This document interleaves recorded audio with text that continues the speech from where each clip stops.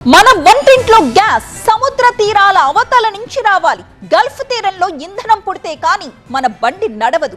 ఇక్కడ మన జీవనం సాగాలంటే మిడిల్ ఈస్ట్ ప్రశాంతంగా ఉండి తీరాలి. అక్కడి భావుల్లో చమురు పుష్కలంగా ఉండాలి. సముద్రంలో అలజడి ఉండొద్దు. మన దేశంలో కూడా రిఫైనరీలు పూర్తి స్థాయిలో పనిచేయాలి. రవాణాలో ఎలాంటి ఇబ్బందులు లేకపోతే తప్ప మన ఇంట్లో వంట సాగదు. మన బండి ముందుకు కదలదు. అసలు భారత్లోకి ఇంధనం ఎలా వస్తుంది, మన ఇంటి వరకు అది ఎలా చేరుతుంది అనేది ఇప్పుడు మనం చూద్దాం. గల్ఫ్ దేశాల ఆయిల్ బావుల నుంచి ఇంధనం సరఫరా అవ్వాలి. అక్కడి బావుల నుంచి ముడి చమురు వెలికి తీసి భారీ ట్యాంకర్లలోకి దాన్ని లోడింగ్ చేస్తారు. గల్ఫ్ దేశాల బావుల నుంచి తీసిన ముడి చమురు పర్షియన్ గల్ఫ్ లోని ఓడల్లోకి తీసుకొస్తారు.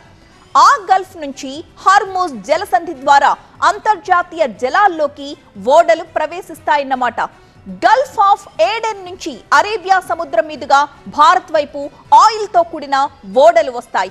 ఆ తరువాత Jamnagar port, Mumbai port, Mundra port, Mangaluru పోర్ట్లకు ఈ ఓడలు వరుసగా చేరుకుంటాయి. పోర్ట్ల నుంచి మళ్లీ భారీ ట్యాంకర్స్ ద్వారా రిఫైనరీలకు చేరుకుంటుంది ఈ ముడి చమురు అంతా. ఇన్ని దశల్లో ఈ ప్రాసెస్ అంతా ఉంటుంది. అయితే పోర్ట్ల దగ్గరే కొన్ని సంస్థలు పైప్ లైన్లను ఏర్పాటు చేసుకుంటాయి. ఇంకొన్ని భారీ ట్యాంకర్స్ ద్వారా రిఫైనరీలకు సరఫరా చేస్తూ ఉంటాయి. ఆయిల్ కంపెనీల రిఫైనరీల్లోకి చేరిన ముడి చమురును ప్రాసెసింగ్ చేస్తారు. అంటే వాటిని శుద్ధి చేసి పెట్రోల్, డీజిల్, ఎల్పీజీ, సిఎన్జీతో పాటుగా విమాన ఇంధనాన్ని కూడా తయారు చేస్తారన్నమాట. ఇలా తయారైన ఇంధనంలో పెట్రోల్, డీజిల్ బంకులకు వెళుతుంది. ఇక ఎల్పీజీ గ్యాస్ ముందు లారీల ద్వారా డిపోలకు చేరిన తరువాత వాటిని ఆటోల ద్వారా ఇళ్లకు, హోటళ్లకు సరఫరా చేస్తారు.